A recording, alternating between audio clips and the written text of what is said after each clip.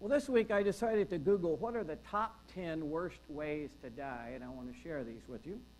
For instance, here's one, dismemberment. This was no surprise, a medieval era invention where the horses all gallop in opposite directions.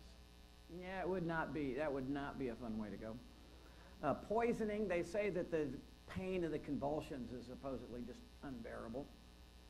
I wouldn't want to be electrocuted, either accidentally or like somebody like this used to happen. Being fed into a wood chipper, like Feet First, like Fargo, that movie. I wouldn't want to drown. I think it'd be a terrible, terrible way to go. One of the really horrible ones they still do in the Middle East, they did it back in biblical times. They'd bury somebody in the ground like the here or whatever, and then they throw rocks at them, at their head until they die. Ugh. How about being buried alive? And someone was piping in Celine Dion music to increase the torment until you died. Being stabbed to death, that would be really bad. Be scary, be horrible. How about being attacked and eaten by a shark? Like first they chop off your hand and then a leg and then the other hand and I think the worst would probably be burning to death. Here's a Buddhist monk who actually set himself on fire as a means of protest. I can't imagine anything more horrific. However, that is the exact fate facing three young guys in Daniel chapter 3. As we said earlier, a couple of weeks, it was the year 605 BC, and the Babylonians attacked Jerusalem, killed a bunch of the people, and then took the rest as slaves. Daniel and his friends Shadrach, Meshach, and Abednego were only about 15 years old at the time, and now just a couple of years have gone by. Well, Nebuchadnezzar, the king of Babylon, was the most powerful man of the known world, and to increase and display his power, he decided to make a statue of himself. Now, not a little life-size statue, but one that was 90 feet tall and 9 feet around. Probably looked like the one on the left, as tall as the one on the right, but it was completely covered with gold. Now you might be wondering, well, I thought after Daniel was able to tell the king what his dream was, and then what the dream meant, and the king acknowledged that, Daniel's God was the true God, I thought things were going to turn around. Well, Nebuchadnezzar has obviously reverted back to his old ways. So he orders this mammoth statue to be built. And when it's completed, the king sends out messengers to all of the provinces of his empire, every city, every village, every farmhouse, and commanded them all to come and gather for the dedication of this great statue to himself. And then the announcement was made. When you hear the music play, you must all bow down and worship the image of the great king. And whoever does not fall in worship, they will be thrown into a blazing furnace. King Nebuchadnezzar was one of those guys, not really interested in the approval polls. It didn't really matter to him. He was a dictator, it wasn't a democracy. It was his way or it was the burning furnace. So, not surprisingly, when the music started, everybody immediately fell to their knees and worshiped, or at least pretended to be worshiping, this monstrous golden statue. But then word came to the king that somewhere in this huge, massive crowd, there would have been hundreds of thousands of people there were three teenagers who were still standing, refusing to bow down. The title of our series is Dare to be Different. And occasionally we all come into situations where, as a believer, as a Christ follower, you just can't go along with what everyone else is doing. You have to take a stand. Now, kids face it every day. The peer pressure to drink, the peer pressure to do drugs, to lie to their parents, to cheat in school, to have premarital sex, and it's tough. Are our kids strong enough in their stand for God, or are they going to cave in to the pressure of the crowd? But as adults, we face it sometimes too. Maybe at office, the peer pressure to join in with all the gossip, maybe to lie in order to make a sale, to have an affair, to spin yourself into debt. So do we have the spiritual strength to take a stand for God when needed? Do we have the spiritual commitment to refuse to give in to sin? Well, so when the king received the news about the three teenagers who would not bow down before his statue, he was not very happy about it. Now, Daniel is not present in this story. There's no doubt he didn't bow down, but I don't know, for some reason he is not present. It's his three other guys, his three friends.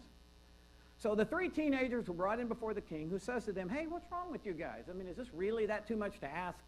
Look, here's what I'll do. He said, I'll give you a second chance. We'll crank up the music again, and if you'll just bow down before my statue like everybody else, I'll let you off the hook. What do you say? Fair enough? Well, the king and everyone else was shocked by their response.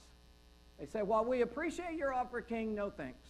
If you throw us into the blazing furnace, our God will save us. But even if he doesn't, we cannot and will not bow down before your golden statue. Now, these guys had some guts, didn't they? You know, it's one thing to be willing to stand alone against the crowd. They were also ready to face the consequences, regardless of how severe they might be. Now, a couple of weeks ago, the band did a song called I Won't Back Down by Tom Petty. Most of you are familiar with it. It goes, I won't back down. You can stand me up at the gates of hell, but I won't back down. Going to stand my ground, won't get turned around. I'll keep this world from dragging me down. Going to stand my ground, and I won't back down. Pretty good words of wisdom. All of us need those at times. And Shadrach, Meshach, and Abednego said, King, we're sorry. We appreciate your offer, but we can't and we will not do it. We are only to bow down and worship the true God. So not going to happen. Well, King Nebuchadnezzar was so outraged, he ordered the blazing furnace to be heated 7 times hotter than normal. And then he had his strongest soldiers bind the teenagers in rope and throw Shadrach, Meshach, and Abednego into the fiery furnace. And it says that fire was so hot that it killed the soldiers who threw these 3 teenagers in. Now, as they've dug up ancient ruins, they say that some of these have shown vertical tunnels that would open up to the top of such, a large furnace. And this may be the way the 3 teenagers were thrown into it. We don't know. Maybe they were dropped. Maybe they were pushed into the blazing furnace. But the king is shocked to see they're still alive.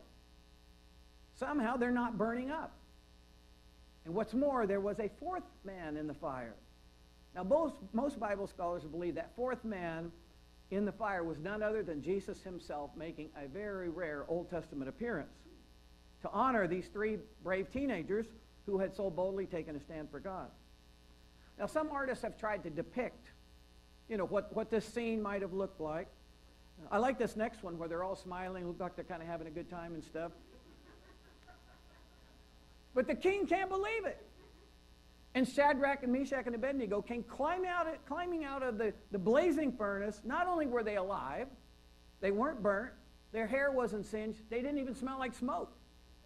They had taken a stand, and God had come through and delivered them. Now, as I said earlier, the title of my talk today is Through the Fire. And while you and I are not ever going to have to face being thrown into a literal burning furnace, we will all go through some testing by fire. Hardly anybody escapes life without going through some really, really difficult heartbreak, setback, adversity, terrible tragedies, or suffering. Because if you'll notice in the story that we just looked at, God did allow Shadrach, Meshach, and Abednego to be thrown into the fiery furnace. He allowed that to happen. And as they were being tied up in the ropes and then being carried over to be dumped into this flaming inferno, they didn't know if God was going to deliver them or how he might save them. So as brave as they had been taking a stand, as devoted to God as they were, can you imagine the experience of being tied up, carried over, you see and feel the heat of this and you're just about to be thrown in? I would be afraid. I admit, I would be terrified at that moment, no matter what my trust in God was. And the point is, it's normal to dislike testing by fire. That is normal to not like that.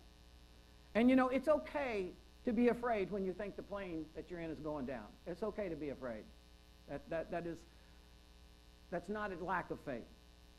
Because you don't know how or when God is going to deliver you. You might even start wondering if he is going to deliver you.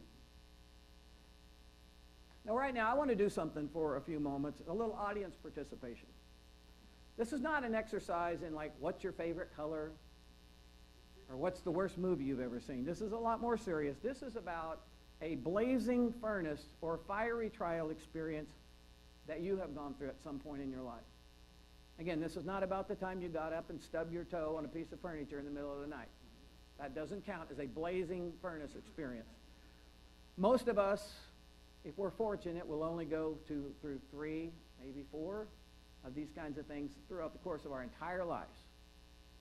The most serious, devastating, scary, terrifying, horrible, adversities that come into our lives. So just a few happen. So I want to see if anybody would be willing to just share what yours is. And obviously if you do, it's got to be short, 30 seconds or less. And you can just say it, what it was.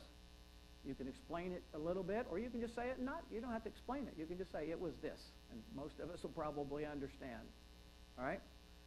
So anybody willing, ready, would like to, just say, when I was such and such an age, or this particular deal, and this happened to me. Anybody willing to? Want to? Yeah? Linda?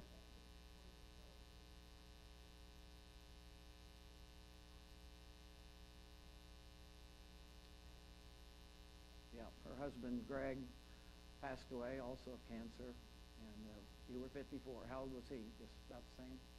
Yeah. 54. Yeah, buddy?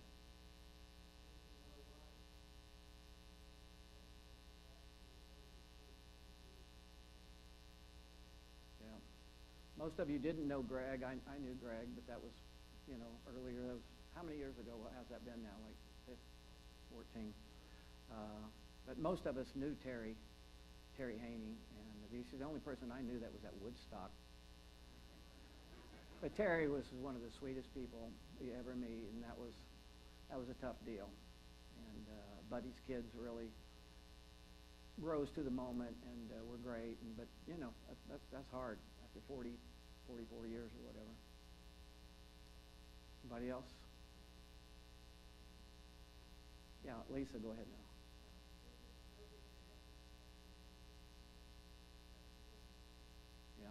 Yeah. She had inoperable or brain cancer. Not brain. Why do I always say that? I don't know why I always say that. Okay. Don't say anything else, right? Okay. Last week, I won't say what I said about Paul, but maybe that's what it was. Sarah?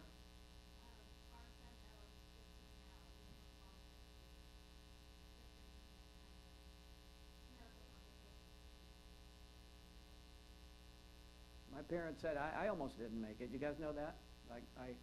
It's kind of bad though. I mean, my mom. They literally told my mom I wasn't going to make it, and I almost died of diarrhea.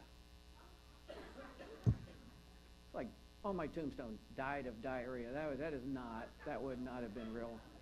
But anyway, obviously I made it and overcame that. Just had to share that with you. Yeah, Barbara.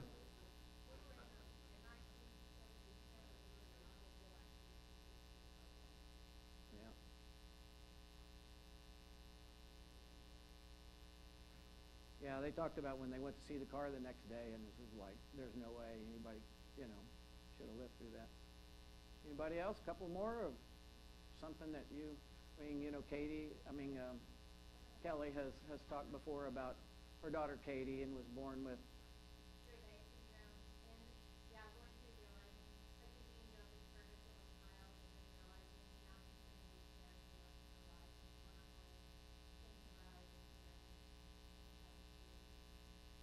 She is what now, 14? 14. Yeah, those kinds of things are, they really challenge who you are as a person and your faith. And I want to ask you this. Do you think your faith has grown stronger and deeper over the years in spite of those blazing furnace burning experiences? Or do you think you've grown more because of those fiery trials you've gone through? Let me say that again. Has your faith grown stronger and deeper over the years in spite of going through those things, or more because you went through those things? I think most believers would say as bad and as scary and as dreaded as the blazing furnace is, when we were finally delivered or things emerged, we were a better person, a different person, a more compassionate person, a deeper person. You know, going into the flaming inferno was the last thing that these three teenagers wanted to happen. But I'll bet it turned out to be one of the defining moments of their lives. They learned for sure that God honors spiritual integrity. They learned that while God may allow you to be thrown into the big, bad, blazing furnace, He'll come through. He'll deliver you. Maybe not exactly in the way you thought He would. Maybe not exactly in the time frame that you wanted. But He does come through eventually, and He delivers us out of our suffering one way or another. And those are lessons that I think those teenagers would carry for the rest of their lives, the experience of the blazing furnace and how God honored their spiritual integrity. Well, I want to end this talk with a classic passage from Isaiah chapter 43. It says, "This is what the Lord says. He who created you and formed you. Fear not, for I have redeemed you. I have called you by name." He knows each and every one of our names. "And you are mine. When you pass through the waters, I will be with you. When you pass through the rivers, you will not be swept away. And when you walk through the fire, you will not be burned up." In other words, we will have to cross some rivers. But those raging currents are not going to carry us away. You know, you will stand firm. And you will have to walk through some fires. But those fiery trials will not destroy you. Well, we're going to end the service today differently with a song that captures much of this feeling of when you're going through the fire. So the band is going to come up. We're going to sing this last song, and then we'll move to our potluck.